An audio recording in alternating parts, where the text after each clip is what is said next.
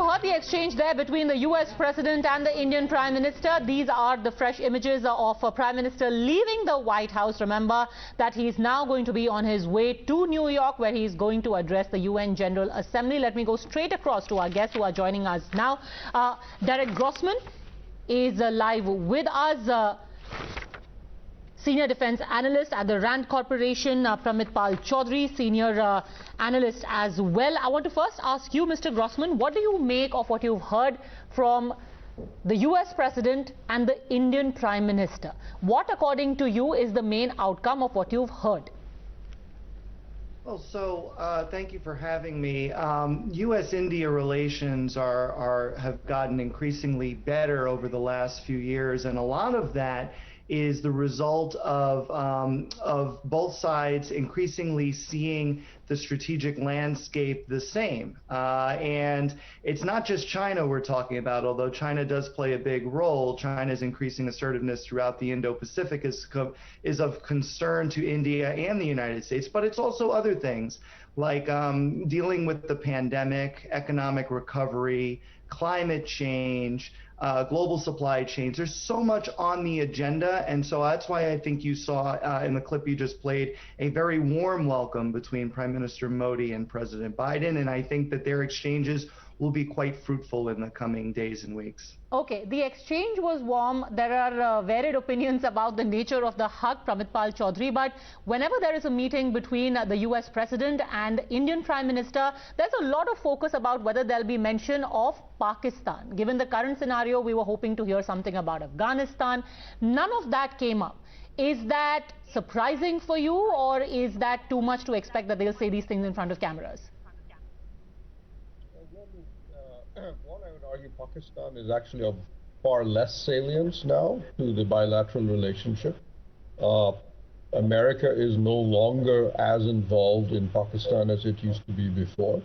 And in repeated crises, whether the Pulwama, the Balakot attack and so on, America has been very clear in its support for India.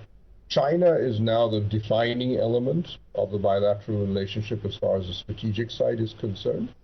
Afghanistan is there, but I think that's already been, both of those issues have already been discussed at the foreign ministers' meetings and the NSA meetings.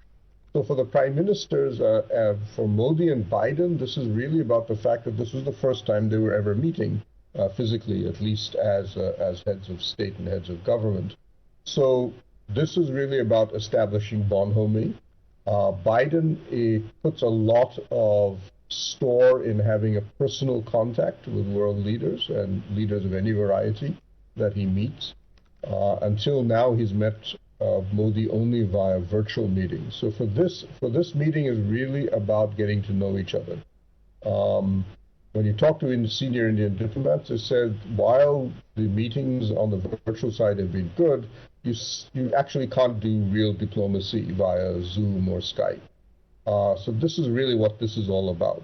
The issues and the real hard topics are going to have been already discussed or will be discussed in other meetings. Okay, but moving forward, would it be an overstatement to say, Mr. Grossman, that trade and China are going to be the defining issues when it comes to the India-US relationship, judging purely by what the two heads of state have said? Well, I think that China is certainly one of the two defining issues, and trade is perhaps the other one. But there are, like I said, many others as well out there. And so this relationship between the U.S. and India has really matured quite a bit in the last few years. And I think, when you look at, obviously, we're going to have the first in-person Quad summit coming up later today. That's Australia, Japan, India, and the U.S. Talking about issues of mutual concern. It's, when you look at the last joint Quad summit, or really the only joint Quad summit readout from March, it didn't mention China. And so, I think India, as well as the other Quad participants, are still a bit dodgy about talking about China publicly because they don't want to give China the ammunition to say, look, this is an alliance against us, meant to contain us, right? But of course, in private, much of the conversation revolves around China, whether directly or indirectly. And if you want to talk about trade, China has to do with trade as well. If you want to talk about climate change, you have to get Chinese cooperation to really deal with climate change. If you want to talk about global supply chains or the pandemic, that also indirectly at least has to do with China. So I think that I would put China as the #1 priority, but then the others kind of go from there. Okay, Paramit Chaudhary, now I'm going to ask you a TV question and request you to read the body language as compared to the earlier presidents, say Donald Trump. Did you find Joe Biden's interaction with the Prime Minister aloof, cold, or satisfactory? I thought it was satisfactory because it's a COVID situation. One of the problems that a lot of world leaders have, and I've seen this up close, is they don't know whether they should hug anymore because they don't know what the other side will think or what the TV cameras will do. And unless they work it out beforehand, they literally, you'll see both of them are masked, even they probably don't need the mask because they both have public constituencies for which they feel they need to wear a mask. Both of them are the hugging type. So I would suspect that when they feel that the pandemic allows them to do so, you will see them do a tighter embrace. So I don't think, I'm not all that surprised because I've seen this. If you go back and do video looks at almost every summit now, especially last year and even the beginning of this year, you could see a lot of world leaders. Do I shake this man's hand? Do I do a fist bump? Macron, for example, liked to do namaste. Boris Johnson preferred to do elbow hits. But nobody really knows what the protocol is because each government and each leader has a different domestic constituency to worry about when it comes to COVID and what he does in public. Well, considering that such a big deal was made about Kamala Harris not tweeting for until almost 24 hours after she met the Prime Minister, you've just taken away a very strong issue that could have become a talking point, the coldness or otherwise of the hug. J Grossman, what do you make of that, since that did become a bit of a controversy here in India? Kamala Harris, despite the fact that there was a joint statement, didn't really talk about her meeting with Prime Minister Modi until much later. Yeah, I don't know specifically what to read into that, but I will tell you that the context for Kamala Harris, being part Indian ethnically, I'm sure is going to play into the Indian media's narrative that she is, turning her back on Prime Minister Modi because, she does not like how India has been progressing domestically over the last few years under his leadership. And I know that that's a very sensitive subject in India, but suffice it to say that in the United States, there is a narrative, particularly among progressives in the Democratic Party, that India is an increasingly illiberal democracy under Modi's leadership, and that is, kind of fueling concerns in the United States among the left, and Kamala Harris at times, may represent that simply because she does come from she's not purely, I think, a moderate Democrat. I think that she's from California for one thing, and she also has I believe caucused with progressives in the Democratic Party, and so that narrative will be out there. Whether it is accurate or not, we'll have to make that up for ourselves. Final question to you, Paramit Chaudhary. What is India taking away from this visit of the Prime Minister? In terms of both the Biden meeting and the Quad, or just the Biden meeting? Just the meeting with Biden. Look, from what I've heard when I've talked to people in the Biden administration, they recognize, especially after Galwan Valley, that India is now a committed member of the anti-China coalition. That India has concluded correctly that China's viewpoint, both to India and the rest of the world, has changed dramatically in the past few years. and India's traditional policy of trying to seek a modus vivendi with China is no longer feasible. So therefore, starting roughly in December, January, the Biden administration began to accept that there was something to be actually done with the Quad. And they also realized once they came into office, to the degree to which China, both in the technology, cyber, space areas, had become a serious challenge both to the United States and the future of the nature of the world. When Biden talks about this autocracy versus democracy battle in the world, he's actually genuine. He believes that that is actually the case. India, therefore, has become an important part of that. And I think this is what Biden has been waiting in many ways, to be able to sit down and meet Modi. I think one of the lessons he got when he was a vice president, and something we'll see, I think, if Obama, when he writes his second volume, will say this, was that while Modi comes in as a conservative view, he's not a Donald Trump. He supports, he's passed a transgender right law, he's a strong believer in climate, in the environment, and he can be conversed with. And you saw Obama particularly going out of his way to deal and talk to Modi because he found him to be somebody he could work with. Modi and Obama met 11 times. And of course, as you know, Obama became the first US president to be our Republic Day guest. So I think Biden still will have that memory in his head, and I think that that's what he'll be driving a large part of his personal foreign policy, if you wish, with Modi.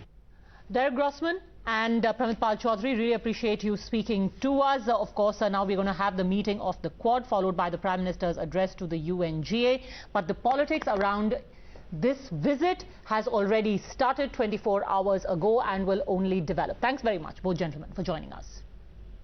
Thank you. Let me go straight across now to our panel. Sanju Verma, National Spokesperson of the BJP, Ghanshyam Tiwari, National Spokesperson Samajwadi Party, Arshpreet Khadyal, Spokesperson of the Congress, and an advocate in the Supreme Court, Dr. Suman C. Raman, political analyst. Sanju Verma, the #1 criticism is today that in addition to Kamala Harris talking about democracy, the need for democracy to be upheld, even Joe Biden has brought up the principles of Mahatma Gandhi and how they are needed today more than ever. Is that a reference to the lack of democracy in India? Padmaja, I just want to say one thing. A man convinced against his will is of the same opinion still. So the opposition will always find issues where they can nitpick and, take a dig at the Prime Minister. I think the key thing that needs to be highlighted here, what also, Nikunj, your colleague mentioned a couple of minutes back, that it was not within the remit of Kamala Harris, the Vice President, to even make a suo moto reference on Pakistan or Taliban or terrorism or Afghanistan. But the fact that Kamala Harris chose to condemn Pakistan and terrorism in the same breath, I think, that's a huge victory. She went out of her brief. Point number 2, I think Prime Minister Modi emphasized on a couple of T's: technology, talent, transformative India-US relationship, and the concept of trusteeship, as you mentioned, which Mahatma Gandhi advocated decades back. I think the fact that we are all committed as like-minded partners and nations to strengthen democratic traditions and foundations is par for the course. I don't see why the Congress or the opposition should smell a conspiracy in what Kamala Harris said. Why is the opposition not mentioning the fact that Kamala Harris applauded the Indian government for doing more than 10 million, more than 1 crore vaccines a day on an average in the last couple of weeks? So please don't nitpick and try and malign what is certainly a great moment. And I was actually very pleased that Joe Biden, he actually, the first statement he made when the meeting took place was he reminded and reminisced about the 2014 and 2016 interactions that he'd had with Prime Minister Modi. So I think their history goes back in time, much before this formal meeting, when both are respected. So you're saying that there's nothing to read into the repeated references to upholding democratic values? It's not just said by Kamala Harris, even President Joe Biden, US President Joe Biden repeated it. Yes. He said, and I quote, our partnership is more than just what we do, it's about who we are. It's rooted in our shared responsibility to uphold democratic values, our joint commitment to diversity. Sanju Verma. Padmaja, I think that's a great beginning. I think this is in effect a suo motu condemnation of what we saw in our neighborhood. You know, don't forget that this statement comes within a couple of hours of Bob Blackman, the Conservative MP in the House of Commons, saying that had it not been for Modi, had it not been for the Indian army, Jammu and Kashmir would have become a Talibanized Afghanistan. So if you look at these various statements by global leaders, I think the fact that the Modi government has upheld democratic traditions despite being straddled by hostile neighbors is something that needs to be commended. Okay, Ghanshyam Tiwari. Well begun is half done, and most analysts seem to believe that this was well begun. There was the hug, there was talk about India being an invaluable partner, there was talk about historic ties. Well, good evening to you, the viewers and the co-panelists. I think I would start with wishing the Prime Minister my very best towards making this visit successful, because it is extremely important from India's strategic interests, national security, and the threat of terrorism that exists, especially with Taliban. So it is important for India that his visit is successful. That said, when one looks at it from the prism of politics and from the prism of Prime Minister's leadership, this is probably his weakest movement in the US ever since he became the Prime Minister. That you have leaders in the US who are giving him lessons on democracy and democratic institutions that he may choose not to listen, or his spokesperson may dismiss, but that is the reality. The images of what happened in Assam would have traveled. Would have. I did not interrupt. Please, I did not interrupt. Nobody is giving him lectures. Please wait for your turn. I think you are hard of hearing. You are hard of hearing. Please wait for your turn. I cannot continue like this. Okay, one by one, please. Sanju Verma, one by one. Let's have a more reasoned debate. Yes. Let him finish his point. Please come to the point, though, not political rhetoric. Yes, go on. The everyday imagery from India is not heartening for the Prime Minister or for the strength of democracy in India. Be it images from Assam, what happened, or be it the stories, be it Pegasus or other things. So I think from a leadership standpoint, one, he doesn't have the same platform that Ab Ki Baar Trump Sarkar and Howdy Modi events gave him in the US in the presence of Trump. Two, the political dispensation believes strongly in democratic institutions, freedom of expression and liberty, which the Prime Minister doesn't have a strong track record on. And Okay, three, so what he is on a happens visit back home, Sanju Verma? Okay, one by one. What happens back home is going to be watched globally. Ghanshyam Tiwari comes every night on Times Now and abuses the Prime Minister. Because you don't have freedom of expression, Ghanshyam Tiwari, you come every night on Times Now, you abuse the Prime Minister, and then you have the audacity to shamelessly claim there is no freedom of expression in India. I mean, how much of hypocrisy can you showcase repeatedly? Uttar Pradesh mein haar ki taiyari kar lo. Okay, please. Although his specific question was, can you ignore that what's happening back home, what happened in Assam is not going to be watched globally and in some way is weighing on the minds of those who are engaging with India? Sanju Verma. You know, Padmaja, I'm actually not even appalled anymore. I'm amused. It is hilarious. Prime Minister Narendra Modi and VP of US Kamala Harris and then President Joe Biden. They've discussed COVID. They've discussed India's mega vaccination drive. They've discussed climate change. They've discussed how to contain terrorism. They've discussed trusteeship and the concept of trusteeship. But what does Ghanshyam Tiwari see in all of this? He picks up one statement with a reference to upholding democratic values. Why do you think that was not a reference to Pakistan? Why do you think that was not a reference to an expansionist force like China? Why do you think that was not a reference to a Talibanized Afghanistan? Ghanshyam Tiwari, why do you think that's a reference to India? Because there's something wrong with you. Okay, so Mansi Raman, the reference to democracy you have naturally taken. This is sort of reverse psychology. When there's talk about lack of democracy, in your head it is about reprimanding India. Sanju Verma's contention, it's about what's happening in our neighborhood. Classic case of where there is no democracy. Absolutely. So Mansi Raman. Yeah, Padmaja, first of all, the answer to that question is in the wording of what Vice President Kamala Harris said. As democracies around the world are under threat, it is imperative that we defend democratic principles and institutions within our respective countries and around the world. Within our respective countries. She doesn't stop with that. She goes to the next sentence where she says that we maintain what we must do to strengthen democracies at home. And it is incumbent on our nations to, of course, protect democracies in the best interest of the people of our countries.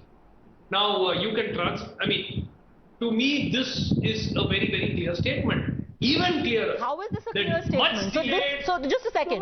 For the uninitiated, how do you interpret this statement? You are saying that Kamala Harris said there is no democracy in the United States, there is no democracy in India, hence Mr. Modi and I must work to protect democracy at home. Because she says we must work to protect it in our homes. So basically she is indicting her own country and saying America is losing its democracy, so is India, shame on the both of us. Comfortable in the knowledge that the United States institutions have stood up. That is why why would you give that benefit of doubt? When she says we must protect, you are saying, oh, US is anyway superb, so she has absolved herself, but India is the one to be basically judged. She says we. Saying strengthen democracy. Who is we? So when she says we must strengthen democracy, she is saying both India and America must strengthen democracy. How do you want to spin this? You tell me. I don't want to spin it. What does she mean? It's basic grammar. You tell me. When you say we, who is the we?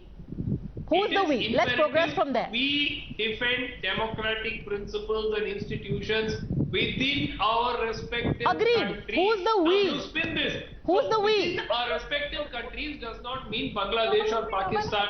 Respective countries means India and the United States, right? So any reprimand that they direct at India will also be directed at the United States. She is speaking from her perspective of having to pass on a message. And she's very importantly. So in passing on the message, she's basically saying America also has problems. Well, let's not worry about that. Let's worry about our no, we will worry. If you are interpreting a lady's language, one must interpret it in toto.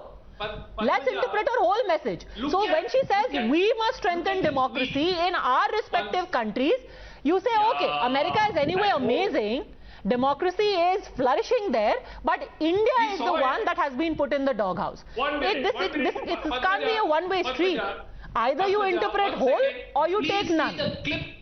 Please see the clip. Vice President Kamala Harris. Absolutely. I will play out the clip for you. I will play out the clip for you. Give me 30 seconds. We've run it through the day. We will run it again for you. But you still haven't told me. I completely know what you're talking about. Who is we? Along with her tweet. Who is we? Along with her tweet. Who is we? We is the United States and India. United States and India. So we must strengthen. Whatever India must do, United States also must do. So if India is lacking in democracy, so is United States. Fine, you take it like that. There's no problem with it at all. But the lesson for us is also said. Okay, Sanju Verma. United States has problem with democracy and so does India.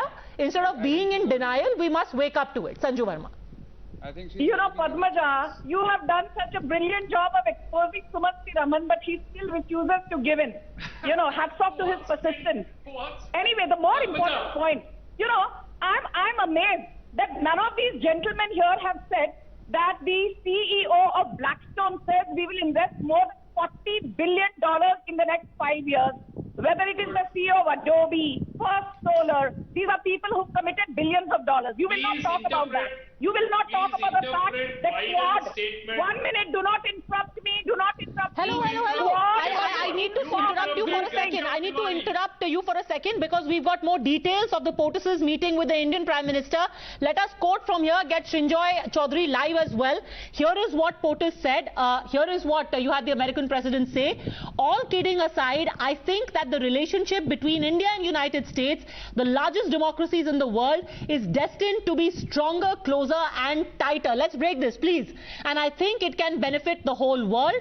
I think that's begun to come to pass, and today we are launching a new chapter in the history of US-India ties and taking on some of the toughest challenges we face together, starting with a shared commitment to ending the COVID pandemic. This is what I'm reading verbatim from the press statement. I repeat, Joe Biden says the relationship between India and United States, the largest democracies in the world, which you, Mr. Raman, just said, Kamala Harris would have us believe democracy is dead in our country. Joe Biden says the largest democracies in the world, the relationship is destined to be stronger, closer and tighter, and it can benefit the whole world.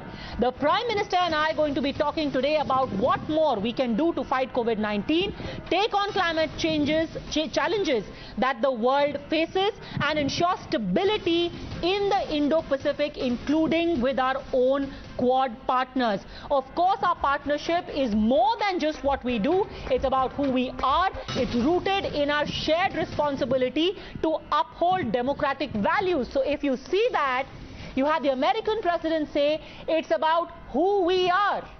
We uphold democratic values, but in your words, Mr. Raman, you can spin it any which way you like.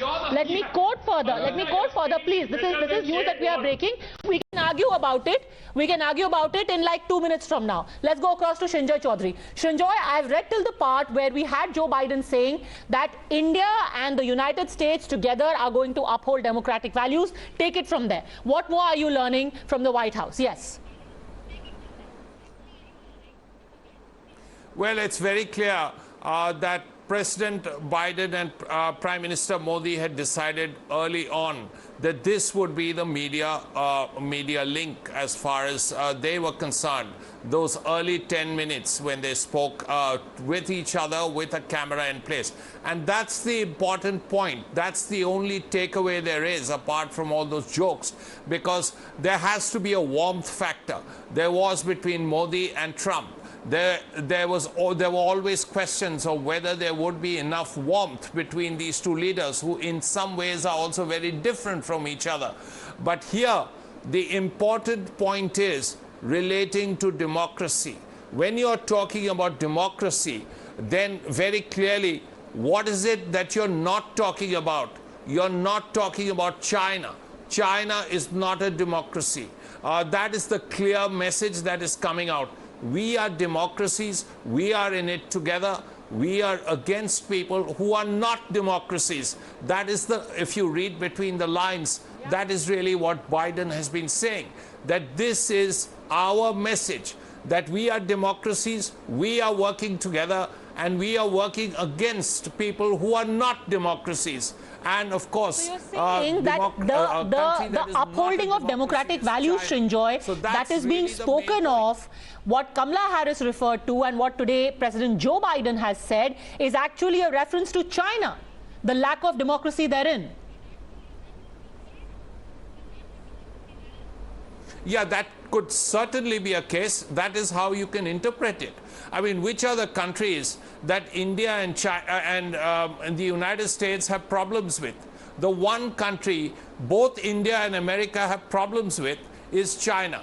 Is China a democratic country by Indian and American standards? Probably not.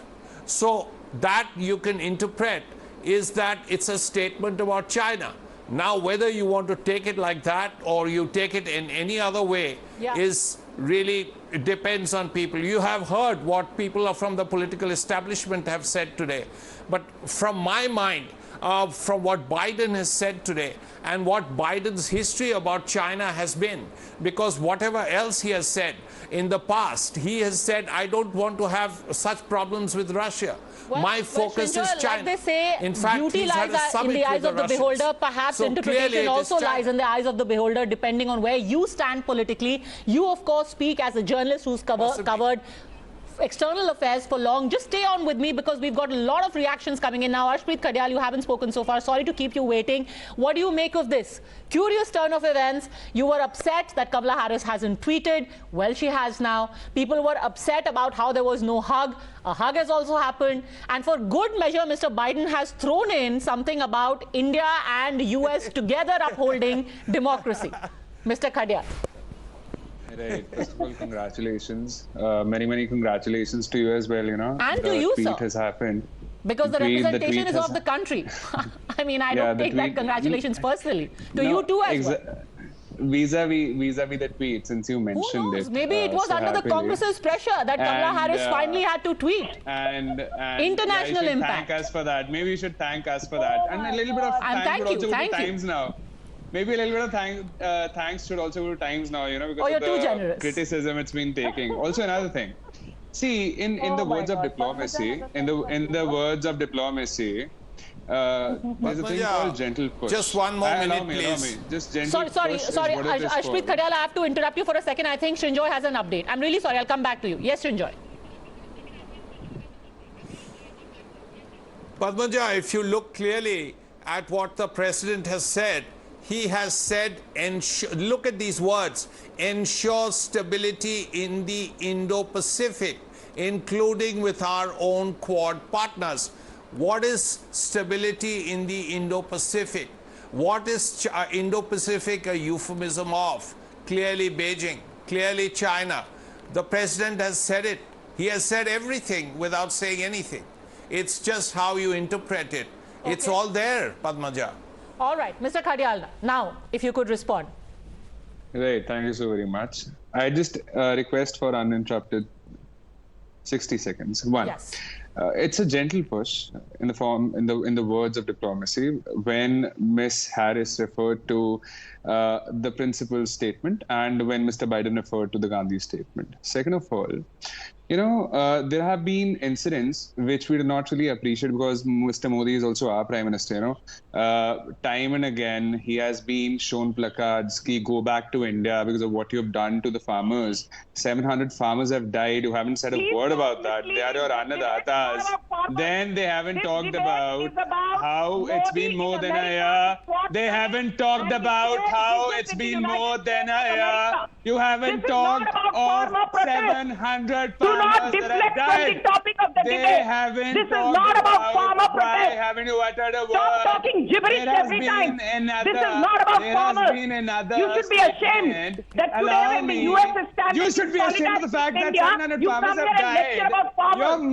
Your Prime Minister hasn't said a word about that. You should be ashamed. You should be ashamed of the fact that people are dying here and you haven't said a word about that. You should be ashamed for having to defend such a policy. Another thing is that she's still, since you mentioned farmers, I have to say, Ashpreet Khadiala, not many people would know this, but actually there was a concerted effort over the last 12 hours, notably by Rakesh Tikait and the Bharatiya Kisan Union, to actually try and pressure the United States to say something. Let me quote to you what Mr. Tikait very enterprisingly tweeted to POTUS 12 hours ago. So Rakesh Tikait actually tweeted to POTUS saying, we the Indian farmers are protesting against 3 farm laws brought by Prime Minister Modi's government. 700 farmers have died. These black laws should be repealed to save us. Please focus on our concern while meeting Prime Minister Modi. As it turns out, despite these very enterprising tweets and the effort to lobby some support, there was even a protest that had been planned outside the White House 4 hours ago. Exactly. Not a word, sir. I'm sorry. It just shows about priorities. Here you have the government of the United States saying, we need India as quote-unquote an important and valuable partner. It's not for lack of having tried. But America knows which side the bread is buttered and where its priorities are. Just one thing. Padmaja, I've given everybody the time. Yes, I deserve a few seconds. If in case the BJP spokesperson doesn't have the courtesy to listen to somebody else, just slow down a fader. Yeah, one by one. Sanju Verma, please, one by one. Let him finish his point, then I'll give you full time to rebut. Yes. But please stick to the substantive point. Thank you so very much. Second of all, we really do appreciate the climate change aspect, you know, that has been addressed. We were all on heels, you know, that Mr. Modi अपनी पहले वाली statement को ना stick कर जाए कि climate change तो doesn't happen. It is you who's changing. It is your habits. It is your hobbies that are changing. Is coming it is you. It was all about the tweet. It was all about the democracy. Now it's about farm laws. Now it's about climate change. Next, you know, it will about new and renewable energy. And you will be like, oh, Joe Biden spoke about this, but he didn't speak about solar energy.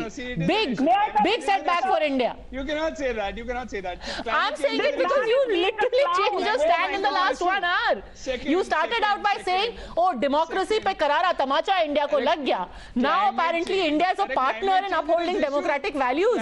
Now you say farm laws pe karara tamacha. You got to hold on to one goalpost. Climate change, yeah, it is all a matter. It is all relevant. I don't know why you are giving Sanju Verma. I need to come in, please. Okay, Sanju Verma, respond. What do you have to intervene to? I haven't been given in 20 Padmaja, please may I make my point? Okay, now you can make your point. Deflecting Yes. from the topic.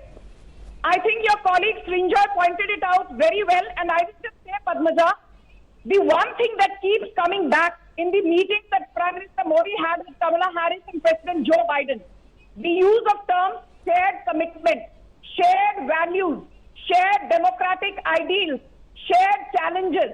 So I think it is very clear President Joe Biden is talking in terms of a collaborative partnership with India getting into the next level. The fact that the opposition has been trying to find a conspiracy theory, I really don't credit them with too much. I just want to say one thing to the Congress. Who is the Prime Minister who visited Israel in 70 years? Modi. Who ensured that the Quad actually becomes a proper concrete setting rather than a nebulous grouping of people. Don't forget the Quad came about way back in 2007. Under the Congress, Quad did precious little. Who is the Prime Minister who ensured that the Indo-Japanese civic nuclear agreement was struck? Prime Minister Modi. Who de-hyphenated the Israel and Palestine policy? Prime Minister Modi. Who ensured we got $82 billion last year? Okay, Ghanshyam Tiwari wants to respond to you. Stop lecturing the BJP. Stop lecturing the Modi government. Okay, everyone wants to respond to you. One by one, please. Yes, I want everyone to have their say. Ghanshyam Tiwari first, please. Yes. Well, with Sanju Verma saying that stop lecturing and you saying the priority, I was just reviewing the White House website and the briefing that was published between Vice President Kamala Harris meetings with Justin Trudeau or President's meeting with other leaders, world leaders, be it the Australian Prime Minister or Scott Morrison, or be it with the British Prime Minister. And you don't find the word democracy anywhere. These are all democratic countries. So there is a reason why the US President or the Vice President is mentioning democracy. They are lecturing Mr. Modi on it. Now we may appreciate it, we may not appreciate it, but the track record of Modi government is for everyone to see. That track record flies from India to the global press. Nowhere else was there an expectation of upholding democracy. $82 billion last year by way of FDI, Ghanshyam Tiwari. When the whole world saw a 42% fall in FDI, India saw a 27% jump in FDI, and you're actually talking about lecturing Modi on democracy. I am not Mr. Biden or Kamala Harris. If the investment climate is not great, come on, Ghanshyam Tiwari, don't insult your intelligence or whatever is left of it. No, he is saying, he's making a different point. He's saying that if it's about upholding democratic values, nowhere did the White House read out talk about democracy in relation to other engagements that Joe Biden had or Kamala Harris had. Why was the word democracy brought up only with relation to India?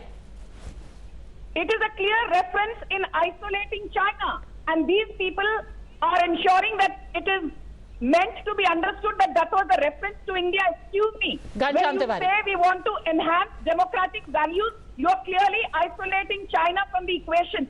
And if you can't get something as simple as that, there's something wrong with you. Okay. Ghanshyam Tiwari, respond, then I must go across to Sumansi Raman also. Yes, respond to that. It's just because of sheer geography that India and US and democracy becomes a linkage. Ghanshyam Tiwari. Well, AUKUS involves UK, so there is a China angle there. I just hope that the Prime Minister does not interpret these messages from the US administration the way his spokesperson is interpreting. Okay, Sumansi Raman. Yes, what is your interpretation now? Padmaja, first of all, I think Sanju Verma must thank Srinjoy for having given her the China, the alibi. Because, wait. Because, you please thank him. Okay, that's a very uncharitable thing to say. If somebody is interpreting it journalistically and it's not convenient for you, it is very easy to impute motives. I'm sorry, I'm not going to stand for it. You may not agree with the interpretation, but that is how many panelists, many experts will interpret it. Please. This is very, very wrong and uncharitable to just start imputing motives. Earlier, you've come on the debate to an ex-serviceman. You said, "Oh, you are sounding like a BJP person." Now you speak of a journalist and you say you are speaking like a BJP spokesperson. This is not okay, and this is not going to be allowed. Please, sir, just make your point. 1 second. What did I say? Did Srinjoy mention China? Did Sanju That is Verma his mention interpretation. Pakistan before? He spent 1 40 second. years covering this I'm beat. not blaming him. I think he has a fair amount of experience to decide how he has to interpret statements, sir. Please, let's just move on. But I am not blaming him. I'm just pointing out that she mentioned China. She mentioned Pakistan first. And only now, after he mentioned it, she mentions it. 1 second. The thing that I'm really... Okay, thank you for your news analysis. Now, please make your point. Yeah, my point is, look, we can be like an ostrich and dig our heads into the sand and say that this has got nothing to do with democracy being under threat in India. Or we can wake up and smell the coffee and try to see what needs to be done to take corrective measures. The choice is definitely with the government. This government is all powerful. So they have the ball is in their court. But good luck. I mean, if this is going to be taken as a very positive message, okay, then God help everybody. I really can't see any possibility of this not becoming a stronger statement in the months to come. Okay, so you say the government is selectively interpreting. Many would say that of your interpretation as well. Final word, Ashmeet Khadial, then I need to bring in Sanju Verma. Yes. I just want to know what has happened vis-a-vis the curtailing of China's expansionism and aggression. Because Mr. Modi clearly hasn't done any press conferences. We'd expect him to copy Mr. Manmohan Singh, at least in that aspect, for the good, for the betterment of India and the people. Second, I would also want to know that why has he not, mentioned this thing? The statement that has been made vis-a-vis the democratic principles is wrong if he deems it to be wrong, because it was in clear consonance with the statement of the niece of Kamala Harris. Okay. She said human rights violations are happening in India. She said CAA is problematic. She said there is suppression of dissent happening. She said the largest democracy, no, she actually didn't say any of that. You are, you are making this up. She never said there is suppression of dissent happening. She never said that. She did. She literally never said that. She said the populist democracy of the world. Sir, let me quote to you verbatim what Kamala Harris has said. She has not spoken of people are being arrested, dissent is being suppressed. Of niece. That's what I'm talking about. She said the most populist democracy of the world is under assault. She said she has never used the word assault. Okay. The niece of Kamala Harris. But the niece doesn't speak for the vice president. Niece doesn't speak. And if I may tell you, that the self-same lady has also been told, and I want to bring in Srinjoy on this. Sir, first of all, I don't know how you are interpreting what people say. Nieces cannot speak for their aunts. Least of all when the aunt happens to be the vice president of a democratic country. Democratic principles is what she talked about, right? Why do you think she referred to it doesn't matter what the niece is saying. She's the niece. She is not Kamala Harris. And she was told in no uncertain terms to stop using, and I quote, the vice president's office for her personal publicity. Correct me if I'm wrong, Srinjoy. That's as far as Kamala Harris's niece is concerned. And the second point, since Mr. Khadial also said there was no mention of China, doesn't the White House readout also mention something about the Indo-Pacific?